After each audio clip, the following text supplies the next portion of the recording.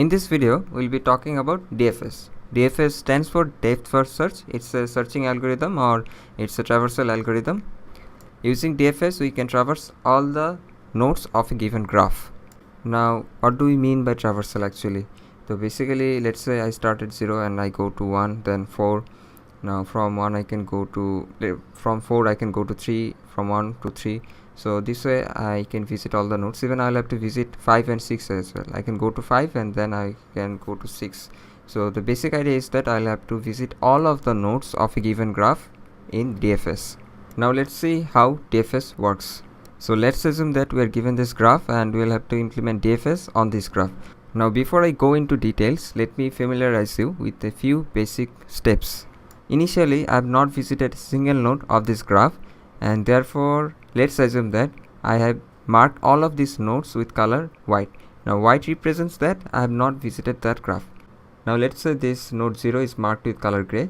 Now gray means that we are working with this node 0. Now if a node is marked with color black, then that means that we are done working with that particular node. Another thing to remember is that I can only apply DFS on a node if the color of that node is white.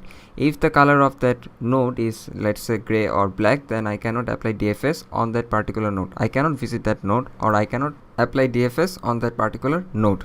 So let's start the DFS. Let's say I will start the DFS from this node 0. Initially, all the colors of these nodes are going to be white, and that's why I can start from node 0. And as I will start working on node 0, I'll make the color of node 0 as gray. So gray represents that I'm currently working with node 0. Now I can go from node 1 or node 2 from node 0. So let's say I will go to node 1. So I'll use this path. So using this path, I have come to node 1, and as I'll start working with node 1, I'll mark the node 1 with color gray. Now from node 1, we can go either to node 3 or we can also go to node 4. Now let's go to node 3 using this path, and as we will start working with node 3, we'll just mark it with color gray. Now from node 3 we can go to node 4 and let's mark it with color gray. Now from node 4 we can go to node 1, but the color of node 1 is gray and therefore we cannot visit node 1. And from node 1 we cannot go to node 3 as well, because the color of node 3 is not white as well. Now as you can see, we cannot go anywhere from node 4. Therefore we can say we are done working with node 4, and as we are done working with node 4, we will mark it with color black. Now I'll need to return to where I came from. So I came from 3 using this path, so I will return to 3 using this path as well. Now can I go anywhere else from node 3? I can go to node 1, but the color of node 1 is not white, therefore I cannot go there. So we are done working with node 3, and therefore I will mark it with color black. Now we came to 3 using this path, so we'll return using the same path, and we'll return to 1 using the same path. Now where can we go from node 1? Well, we cannot go to this node because this one is color black, this one is black as well, so we cannot go there, and this one is gray as well, so we cannot go there. But we can go to node 2 because the color of node 2 is white, and therefore we can go to node 2 from 1 and make the color of this node 2 gray. Now the thing I need to check is where I can go from node 2. Well, I cannot go to node 0 because it's marked with gray, so I cannot go anywhere else from node 2. So I'm done working with node 2. I'll have to mark it as color black. Now I came from node 1, so I'll return to node 1 using the same path.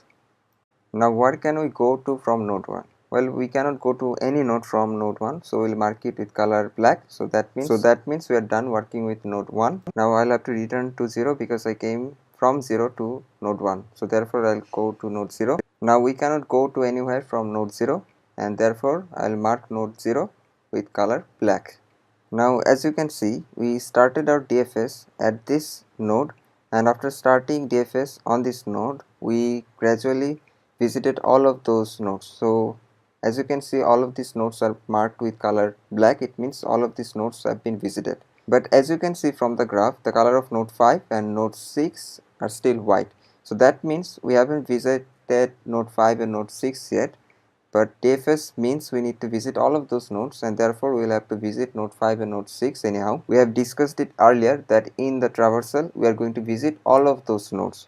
It means we will have to also visit node 5 and node 6. Now to visit node 5 and node 6, we will have to apply DFS on node 5, thereby we will visit node 5 and 6, or if you want we can also make DFS on node 6 and thereby node 5 and node 6 will be visited. Now for this purpose we will try to apply DFS on all the nodes available. We will use a for loop, and using that for loop we will first try to apply DFS on the 0th node, on the node 0, and then maybe we will try to go to node 1 and apply DFS, but maybe 1 will not be colored as white, so we will not be able to apply DFS, and thus we will go to node 3, node 4 and node 5 and try to apply DFS on all those nodes. Now if any of those nodes have not been visited or are colored white, then we will be able to apply DFS. Like 5 and 6, as you can see, they are colored white, so we will be able to apply DFS on these nodes.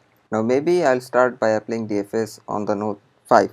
Now if I apply DFS on the node 5, then we'll visit node 5, and at the same time we'll be visiting node 6 through node 5. So if I apply DFS on node 5, it will look something like this. 5 and 6 both will be colored black. So afterwards, whenever I'll try to apply DFS on the node 6, it will not work. Now that's how we'll go about applying DFS on a graph. Once we apply DFS on a graph, all the nodes of that particular graph will be colored black once the DFS is done. Now this was just the DFS theory part. In our next video, we'll try to implement it using C++.